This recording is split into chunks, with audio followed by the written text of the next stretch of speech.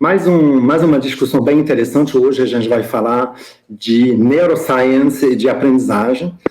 Para falar disso, a gente tem um convidado muito especial, o Adam, do MIT Lab. Ele é estudante em PhD, né, sobre esse assunto. E a gente vai ter essa conversa muito em inglês, mas vocês vão poder ver a legenda. Adam, você quer se apresentar um pouquinho para gastar um pouco seu português? Sim. Prazer todo mundo. Obrigado pela atenção. A gente vai discutir o cérebro, a gente vai discutir como é que a gente aprende e eu espero que a conversação é útil para vocês, né? E vamos começar, sim. Eu acho que meu português agora piorou um pouco. Uns anos atrás eu estava dando palestra em português sem problema, mas agora a gente vai começar no inglês, eu acho, mas vamos lá. Okay, so let's just remind quickly to our audience, what do we mean by neuroscience of learning? Is there a specific field that neuroscience treats regarding education and regarding learning? Sim, exatamente. So I think it's a really important question because the neuroscience of learning is different than the psychology of learning, where the psychology of learning studies observable behaviors and creates models based on what a child might say or do. The neuroscience of learning tries to dive deeper. I think a useful comparison is to think about looking in the hood of a car to see the inner workings of the engine, versus something like looking at how the car drives or listening to it from the outside. And so I think the neuroscience of learning has an added benefit when things are not easily observable or reportable for a child. So some good examples, I think, are something like offline learning. So what is happening when I'm taking a shower and I don't think that I'm thinking about my math problem, but suddenly I solve it and the solution comes to me? My brain is working on that problem. But the psychology of learning has some difficulty with it because I can't tell you I'm working on it because I didn't know I was. When we're dealing with the unconscious, neuroscience of learning is useful. Another simple example is something like sleep. Sleep is incredibly important for extracting meaning. We can memorize things well during the day, but making them stay in long-term memory and making them have meaning where they're integrated into our associative networks, our semantic networks, that happens overnight. But it happens when we're not there. We're not doing it consciously. And so the neuroscience of learning can show us something the psychology of learning can't. And then I'd add also something like predictive neuroscience is very different than psychology of learning. With neuroscience, we can gather big data, which means we can get scans of the brain in crazy detail, thousands of pixels changing every second with blood flow and electrical dynamics, magnetic dynamics. And we can, for instance, take in a child who has not yet started to read and predict with great accuracy if that child will develop dyslexia, which allows us to put that child in one learning track or a different one, depending on that learning disability developing. It's something you can't do with psychology because you lack the big data side. And then I think that there are some neurobiological differences. So a good example there for finding something at the mechanical level that you can't see at the experiential psychological report is something like the engram, which is cells which contain memories. And so this is research out of MIT from Susumu Tonegawa. He showed that there's a big difference between truly forgetting something, where you lose the information entirely, versus forgetting the path to the information. Those are different things. And so if you've truly lost information, it's not anywhere in the brain. But he said that much information that appears forgotten is actually hidden in the hippocampus, but we've lost the path to find it. And so he showed that you can go into the brain, stimulate those cells, and resurface hidden information. And this is really important in a learning context because we're not sure the difference between memorizing something versus integrating something, whether forgetting something means losing it entirely or you've just forgotten the context for it. And so these distinctions at the neurobiological level, at the level of mechanism, versus at the level of conscious experience and report. I think neuroscience helps us with the hidden things, and psychology helps us with the things we can relate to as people. Okay, great, Adam. Thank you for this explanation. I think, so we're talking about moving from something that is more based on observation, psychology in general, to something that we can measure, we can register the data. It's probably more precise. So my next question is, okay, now that we are able to have all these measures, how do you think that neuroscience can contribute to an efficacious way of teaching and learning? What do we know about that today? Yeah, I think tem monte de jeito. I think there's a bunch of ways. We can basically take something which is data-based and factual and turn it into an applied setting. And it's not to discount the use of psychology. I think absolutely when we apply it, we need to do behavioral studies. And then we need to look back at the data. There should be a circle of learning and application, study and application. But just to think back to the last question, something like understanding sleep as a time for extracting meaning from information. We can look, for instance, and see that adolescents have the greatest density of REM sleep early in the morning, not late at night, and that melatonin is being coursing through their brain up until 8 a.m., 8:30. And so then we realize that our school times right now are meaning that kids aren't getting the kind of sleep they need, and they're showing up to the classroom still with melatonin coursing through their brain. A really simple application would be to move school a half hour later. So we've done this in some parts of the US, and it's had huge benefits on education, on learning, on memory, and attention. I think another application from recent research is something like neuroplasticity. So it's a kind of common pop science word, but the takeaway is that we are constantly able to change and constantly able to grow. And if you really tell this to children or adults, anyone who's learning, it gives them a sense of a growth mindset. And that's compared to a fixed mindset. And this is research from Carol Dweck and Ellen Langer at Stanford and Harvard. And what they show is that if you take children and you tell them that effort is its own reward, as opposed to just outcome, trying hard on the math problem, not getting an A on the test, if effort is a reward in and of itself, then they'll grow continuously. And so you can take a kid who's doing quite badly at math, and instead of saying, you should try English because you're bad at math, you say, you should try harder because you have a plastic brain. It's amazing. We can tell you about the trillions of connections. We can tell you about synapses that are forming faster than you're blinking. Right now, we can say that everyone has capacity for intelligence and growth, and we can reward effort and not just outcomes. So taking something like neuroplasticity and turning it into a growth mindset versus a fixed mindset. Or we can look to things like offline learning and mind wandering. We can show that when kids are staring off into the clouds in the classroom, it's not actually useless. It's quite useful. It's quite useful for creativity. It's quite useful for emotional integration, for social interaction, for making the learning matter.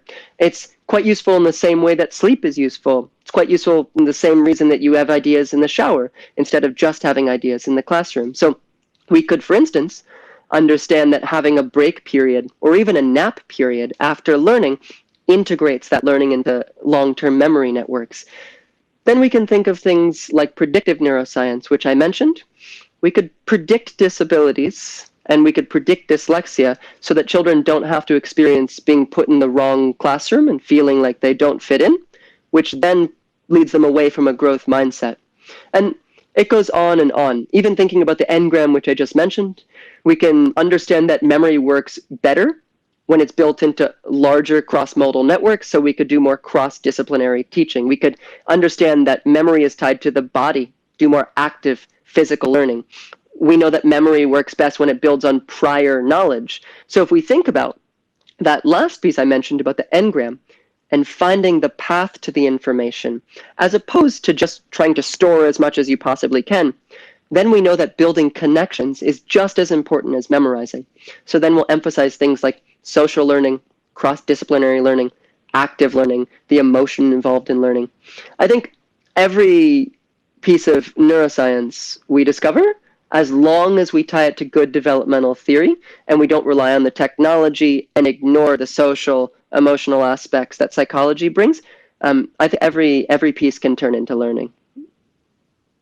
That's great. So you gave a piece of advice here that I just want to remind. So we're talking about the impact of having the kids with a lot of melatonin in the morning. So maybe it's more clever to do some other kind of activities in the morning or early on in the morning if you cannot delay the interest in the school. So maybe doing some physical activities or maybe some relaxing activities, or maybe even activating previous knowledge before you introduce new concepts. So try to avoid introduce new complex concept early on in the morning. That's a tip for the teachers and educators in general. But you've mentioned something very important. It's the role of the emotions in general, and I would say the well-being. And so with the COVID pandemic, and we are still in the middle of it in Brazil, we all felt the importance of being able to deal with our emotions. And there's a lot of them, obviously. And in parallel, we've been talking about socio-emotional skills for a while already. Many schools have applied and have integrated specific activities of this field into the classroom. But just can you tell us more about the importance of the emotions and well-being in general? We've been talking about mindfulness. Can you talk about that and the importance of that? What do we know of the importance of wasting a little bit of time on those aspects? Absolutely. I think the simple way to think about it is that there's a concept of a rational brain and an emotional brain being separate, and it's not a concept that bears out in research. The emotional brain is the rational brain. Our decision-making is emotional, is embodied, is social. If you think of any decision which we make, if we decide, for instance, in a classroom, whether to raise our hand to answer a question, we know that that interaction with that teacher is going to be helpful for learning. We know it's going to be helpful for vocabulary development, going to be helpful for memory. But the decision to raise a hand, that's a social decision. It certainly has to do with what my classmates think of me. It's an emotional decision. It has to do with my confidence, my growth mindset, my fixed mindset, my fear. It's a logical decision. It has to do with me calculating my participation score for the classroom. It's all of those in one. It certainly has to do with the body. It certainly has to do with whether I feel comfortable that day, whether I'm tired, whether my stomach is hurting, whether I feel comfortable and safe in the classroom.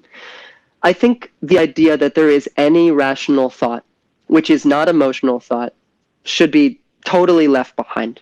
It's not supported by research. Attention is limited, and emotion demands attention. What we pay attention to is what we keep. And emotional cues are remembered better, but they're also selected more in the future. Our memory, Dan Schachter, who's a researcher here, says our memory is actually about the future. What we remember now determines what we pay attention to next. And so what we're trying, when we try to get a child to remember a certain concept, is we're trying to get them to use it later when they're having a challenge. And making something emotionally salient makes it stick better, which doesn't just benefit memorization, it's going to benefit problem solving when that emotion comes up in the future. I think there are so many ways to bring emotion into the classroom. I think one, which is an aside because there's so much to learn there, is recognizing signs of trauma in the classroom also, and is recognizing when something is based out of fear rather than based out of disrespect. I think that in general, for me, the body being involved in education more and more is going to be more and more useful because we're going to start to understand that, again, like emotion and rationality are not separate, the mind and the body are not separate. We have 100 million neurons in our gut. Our serotonin, 80% of it is produced here in the stomach. When we think about ghrelin being tied to depression, when we think about overeating being tied to emotion, I think there is an inability to separate them effectively, which means we should teach to the body. I think a simple way to think about this is if we think about solving a puzzle.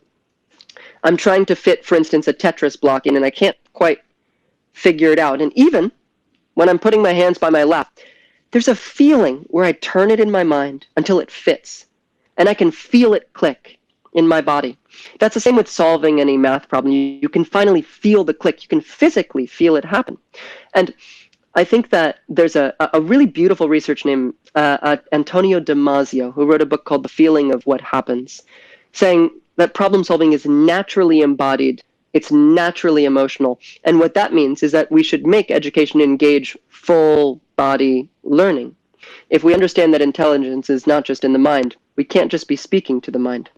So we should think about, again, social, physical, emotional, gamified, active learning, because we know there's no separation between emotion and rationality, because we know problem solving is an emotional process, because we know that emotionally relevant cues will stay for longer in memory and will be used more in problem solving in the future.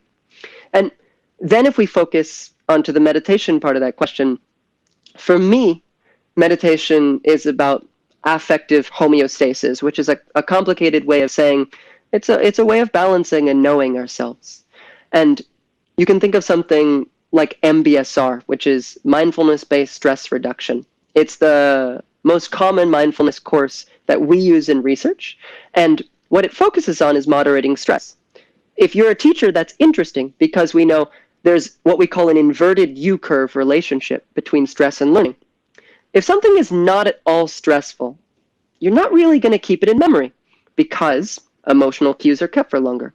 If something is very stressful, you're not going to keep it in memory. Traumatic learning, fearful learning, it's going to disrupt concentration, disrupt attention. It's ineffective. What we want is a moderate amount of stress. We want our students to care. We want them to be engaged, but we don't want them to be fearful, and we don't want them to be disengaged. So mindfulness is about self-surveillance. It's about taking control and taking toll of your emotions in an introspective way so you can guide yourself. So people talk about cognition.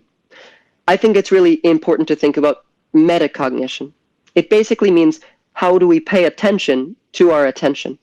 Mindfulness is a cue which lets us step back from ourselves slightly, check in and see where we are before we react. So if a teacher asks us something which scares us, we can take a breath, we can feel the body, we can remind ourselves that this is not actually a dangerous situation. We can remind ourselves that if we calm down the body, we'll calm down the brain. Take a few deep breaths, and we can moderate that stress so we end up at the right point on that inverted U-curve instead of heading over here where the classroom becomes a fearful environment. So I think we can tie all these things together. We understand that attention is limited and emotion demands attention. And if we understand that, then we need to understand how to integrate that emotion in the body and how to moderate that stress so that we can target our limited attention in the best way. And so the ways I think that we should do that is encourage things like MBSR so people can modulate stress, encourage things like active embodied learning with literal movement, because we know that problem solving is based on feelings. And feelings mean both physical feelings, I've solved it, I feel it fitting together, I can see the physical mathematical concept fitting together, and emotional feelings. I care about this because my teacher cares about me, because I'm comfortable in the classroom, because I can modulate my fear, my anxiety, because I've done something like MBSR. So again, it's all tied together. The body is tied together with the brain, emotion is tied together with rationality, and the way to make all of these practices work together, they feed into one another. They feed into a growth mindset. If you're not anxious and afraid in the classroom, if you think you can grow, if you believe in yourself, you can modulate your emotional cues better, you have a growth mindset, you can do better in an MBSR program. It's all very circular in my mind. Great, it's fascinating. So you've been talking about some very important things here that I just want to remind. So we've been talking about promoting a growth mindset instead of a fixed mindset, and promoting it by feedback probably, and that echoes with John Hattie's studies on the importance of feedback. So it's important to speak and to really speak the good way with the student, keeping them active and engaged. You've been talking about don't take the emotion out of the classroom. We need to take that in account, and probably it's challenging for the classroom management. So you've been talking about meditation, and that's really interesting, because previously when you talk about the importance of the silence sometimes, or to make a quick pause or a quick break, that could help. So maybe we could give this tip to the teacher that sometimes have a moment of silence where even the student can think about what they're thinking or what they're feeling, and then having them talking about that could be helpful and promoting a good learning. That's really interesting. I've been reading some of your research on Hypnagogia. I just want you to explain very briefly what is that, and maybe explain me or break some myth of mine. Is it possible to learn while we are sleeping? Sim. A palavra é hypnopedia, learning in sleep. So like you said, hypnagogia is a state of mind, and hypnopedia is learning while asleep. So I think there are some very clear implications here. For instance, if we take a nap for only 8 minutes, it has the same memory benefit in terms of storage as sleeping overnight, when we're talking about learning, for instance, words. And so in that way, you can absolutely learn in your sleep. And so, for instance, I think that having nap time, even though we don't do it after kindergarten, would be massively beneficial for any sorts of students, whether they're young or old. But the hypnagogia research isn't really just about sleep. It's actually about dreams. And so what we are curious about is whether we can increase creativity by helping people capture their dreams and focus on problem solving. And so we look to historical examples from people like Salvador Dali or Thomas Edison, who all used their dreams to solve problems. And then what we've been doing in school is, while people are asleep, we basically play back the problems on audio so they can hear them, and we direct their brain to dream about that problem. And we've shown that when they wake up, they're more creative in solving it. There's lots of other ways. There's a strategy called targeted memory reactivation, which says, I'm going to try to learn something while I'm awake, but there's going to be a smell in the room while I'm learning it. And then when I'm asleep, hours later, you put that smell back into the room, and your brain says, that was important. I'm going to try to consolidate that. And you can direct people to consolidate certain memories more than other ones. Also, something you can do is, if you direct their brain to memorize this thing more than others by putting the smell in, and then you wake them up in the middle, you can target forgetting. So people will actually forget that, as opposed to other words on the list or concepts that were introduced. I think the big takeaway from sleep research and learning is sleep more. All of the crazy sci-fi dream stuff that we work on, I think will be relevant in 5 years. But right now, starting school later, telling kids it's not cool to be underslept. When I was a kid, it was cool to pull all-nighters and work all night, work harder than anybody else. It works far better to study less for a test and sleep more than to study more for a test and sleep less. Completely.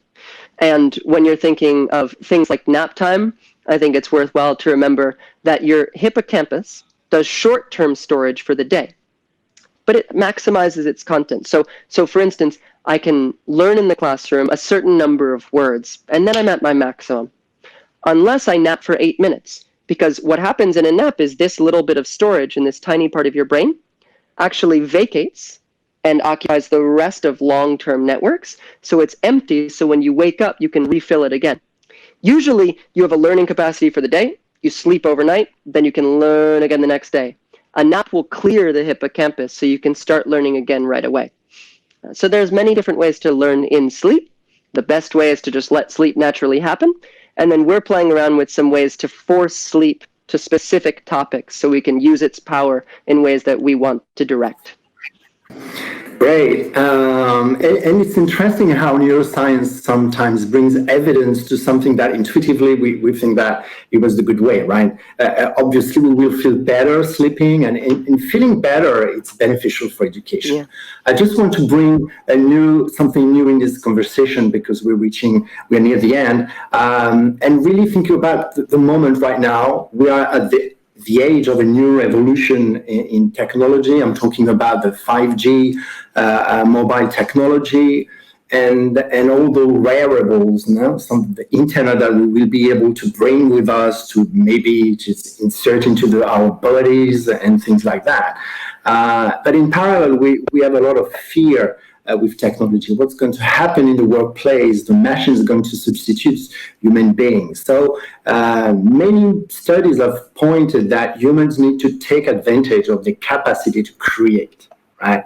So I have two questions there. It's like, how do you see that neuroscience maybe be part of our day-to-day life? Maybe we're going to go out in the street with a machine or something in our head, measuring everything and giving us feedback on that. And is it true that machine can learn how to be creative? So, and how can we promote creativity with our students?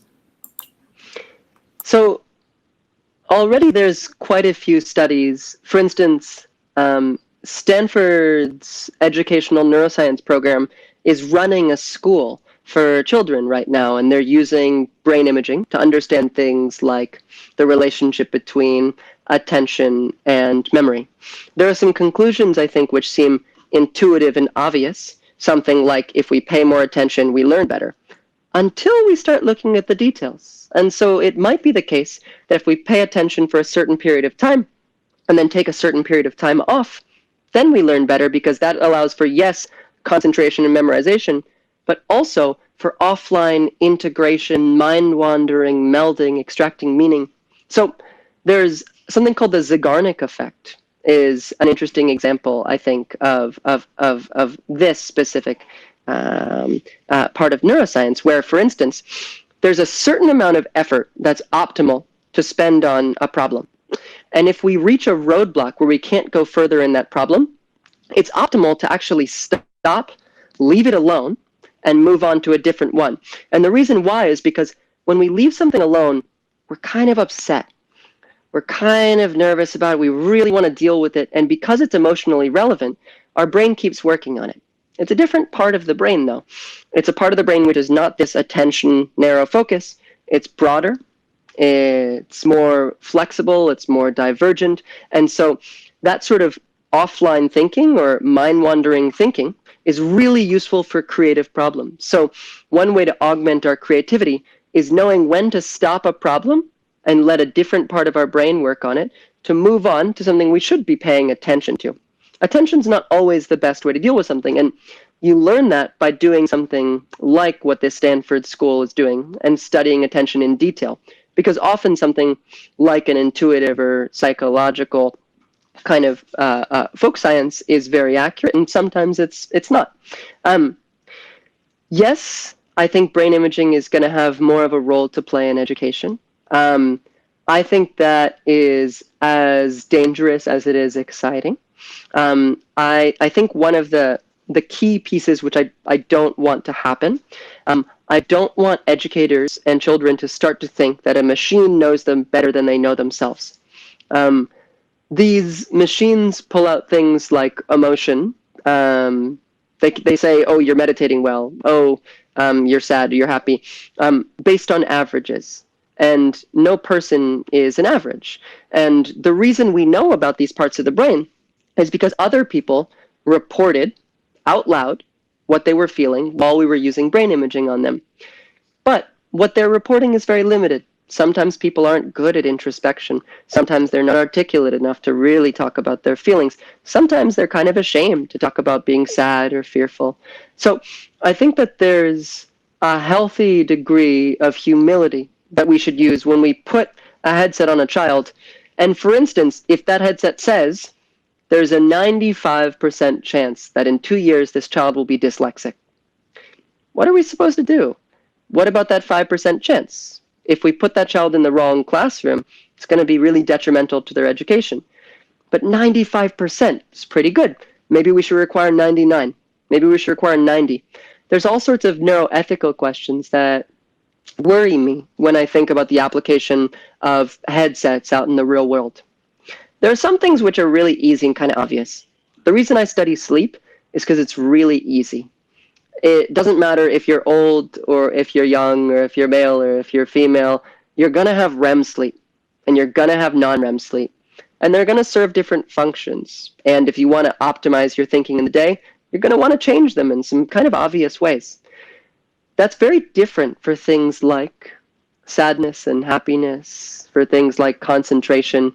They're hard to track. They're not full global changes in the brain. And so that big first message, I would say, in terms of the application of neurotechnology to education and what's upcoming is a real degree of humility and recognizing that humans understand humans, that empathy is a tool for education, that social relationships are a tool for education, that we have a human intuition about what it is to be human because we're living the experience, and machines don't.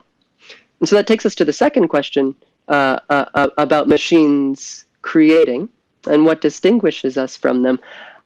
I think that at the moment, there's a real difficulty in building something like true AI or an artificial intelligence which really could function like a human, because we are these associative machines, because our intelligence is not about memorizing lists of words. It's about extracting meaning from those lists of words. And extracting meaning doesn't just happen in here. It happens in relationship with the world. It happens in relationship with the body. This conversation, I'm extracting meaning from it based on your reactions. I only understand your facial reactions because I have a face. I have the same ones. There's some sort of mirroring happening. But also at the same time, I'm using quite a bit of logic. I have some sense of what I'm bringing to the conversation that might be new or might be old. And then I can intuit what a new thing would feel like for you to hear in your shoes, hearing me in my shoes. There's a crazy amount of social cognition happening. And I think that that forms a kind of infinity in terms of me heading out into the world while I'm reflecting on myself, reflecting on how the world is seeing me, reflecting on myself. And that kind of infinity to me seems like something more than binary computation. And self-reflection, I think, underlies a sense of self. I think it underlies creativity and ingenuity. I think it underlies emotion. I think that kind of infinite looping is what underlies the things that computers can't do, that we can. And that means that we can offload cognition onto computers. I'm really bad at mapping my way around a city. It doesn't require any kind of looping emotional intelligence. So I use Google Maps. That means that right now, I suck at moving around without a map. That's a negative thing. I've offloaded cognition, so I've unlearned navigation. But I can make that choice. And I think lots of the choices of how to become a cyborg or how to integrate with technology are about what we're okay with losing and what we want to keep to ourselves, because we think that any computational imitation of creativity is going to be shallow because it won't ever be infinite.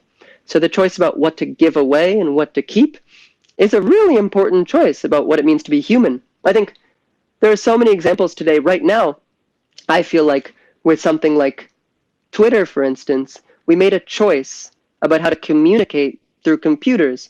And that choice meant that people were optimized for shorter, more punchy, more flashy communication, as opposed to a kind of communication which means people have to see one another face to face when they shame someone, have to engage with them socially, and are stuck conversing with them, so you can't throw people away. We've created kinds of technological relationships, I think, which take away parts of our humanity. We're going to have the same choices to make when we decide to put a headset on a kid and tell them, you better pay attention. Tell them you're going to be bad at math. When we tell them that this is or isn't who you can be, when really the machines don't know because they're not humans. So I think humility is the big message there. That's great, and it's interesting how we can relate to this moment where you're talking about distantiations and the difficulty that we have with this new technological environment to just discuss or to agree on some matters. We can observe those strong opinion, a contract opinion conflicting all the time. It's life on Twitter, on Facebook, Instagram. It's all about that today. Sorry, I just had one thing. No, I think that just based on what you said, it's very interesting to think people are obsessed with sharing their thoughts with other people. I want someone else to see my dreams. I want someone else to feel exactly what I'm feeling. I want to see a child in the classroom. I want to know what it's like for them to learn.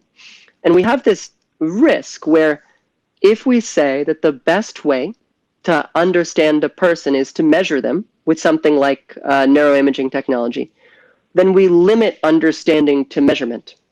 I think understanding and measurement are completely different things. And so if we put ourselves in a position where the best way we can understand each other is the best way that a machine can understand us, then we reduce ourselves and reduce our colleagues to machines.